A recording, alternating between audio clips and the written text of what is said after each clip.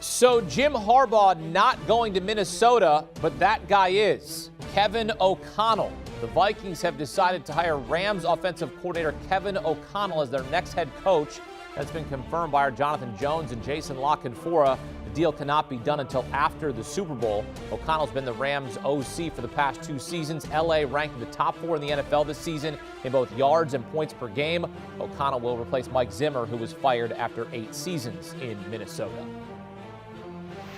Let's welcome in CBS Sports HQ NFL analyst and host of the Pick Six podcast, Will Brinson. Another Sean McVay disciple getting a head coaching job will face Zach Taylor in the Super Bowl. Now his OC gets a head coaching job. What do you make of the Vikings' move to land and go get Kevin O'Connell, as clearly Jim Harbaugh said, no thanks, I'm headed back to Ann Arbor? Did he definitely say no thanks? Well, we don't know for sure, but that's kind of how it looks, right? Yeah, maybe. Or It was weird. I mean, I think that's probably the likely scenario, Hakeem. But it was reported by Adam Schefter of ESPN, who, strong Michigan ties. No surprise he got that scoop. It was reported by Schefter that Harbaugh was going back to Michigan or returning to Michigan.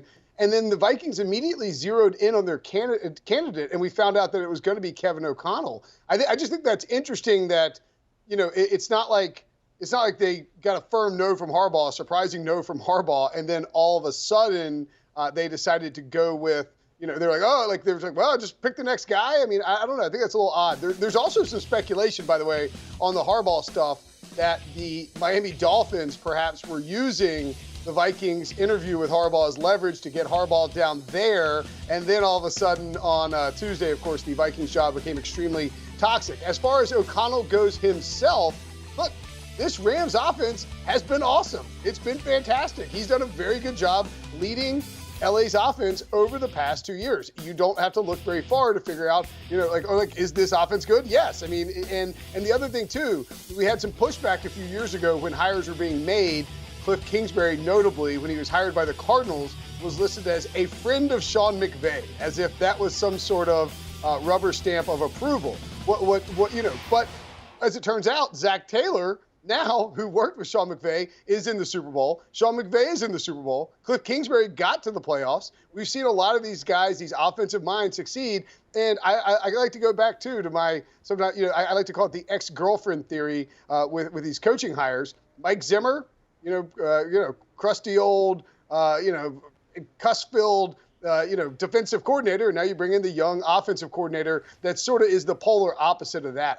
Look, the other connection, of course, Kirk Cousins and O'Connell worked together in Washington in 2017, I believe, when he was his quarterback's coach. So certainly with Cousins having 1 more year left on his contract and really unable to trade him, it would make sense to potentially bring in somebody who has a connection there. Yeah, the Vikings were middle of the pack this season in points per game. Of course, LA in the top 4 in all of the NFL this season. So what does this mean then for Kirk Cousins, for Dalvin Cook, Justin Jefferson, Adam Thielen? Because now this offense will sort of get sort of a spark. It'll sort of get, injected with some life once again.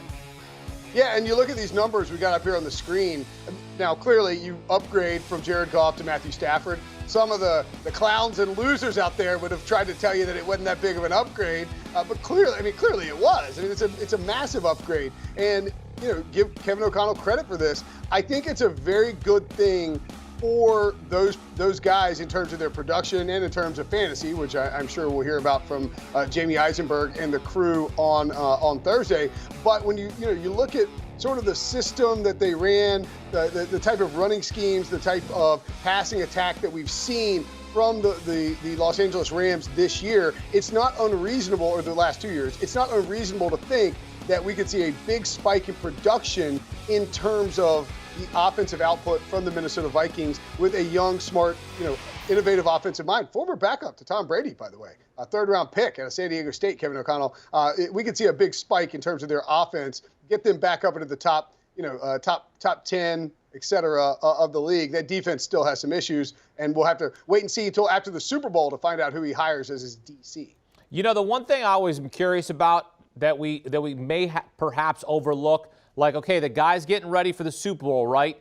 But then he's got to go resurrect another program, another franchise in Minnesota. Do we think that maybe, hold on, he's not focused on the task at hand because he's got the whole new future, his new life waiting for him. We saw that. Look, we see that sometimes in college football. We do see it in the NFL. We just saw Dan Lanning, the defensive coordinator for Georgia. He's going to Oregon now. They were fine in the national championship game. But, like, does this ever play into your thought process when you think about a new head coach? He's going from a Super Bowl team. He's preparing for that team. But you got to kind of put it all on hold until the Super Bowl is over. Oh, Hakeem, my first thought was, oh my God, I have like all in on the Rams, and dang it, they're hiring his offensive coordinator is getting hired away, and you inherently are going to be trying to do two things at once, or to work two jobs. And I do think though that Sean McVay has probably told Kevin O'Connell, like, look, if you can go get this job, go get this job. This is a good head coaching position. The quarterback. Sean McVay knows the quarterback as well. And, it's a good organization, et cetera, et cetera. I would guess in this particular instance that it's a little bit easier to deal with from the Rams' perspective because you do have Sean McVay as a key component on the offense, right? And the play caller who's working with Matthew Stafford. They're all coordinating together. If this was a situation where Vic Fangio is the head coach. Vic Fangio in a Super Bowl, funny to think about.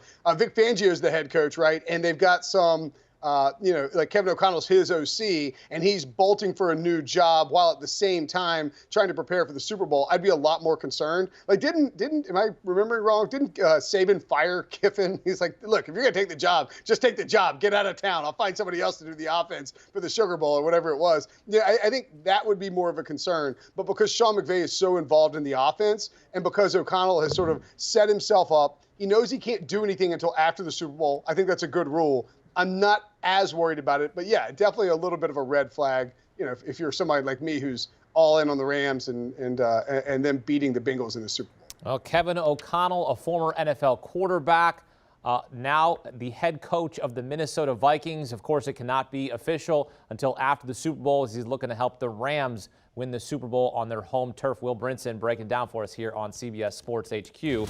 And now that the Vikings have zeroed in on their head coach, there are just 4 head coaching vacancies available: the Jaguars, the Texans, the Saints, and the Dolphins.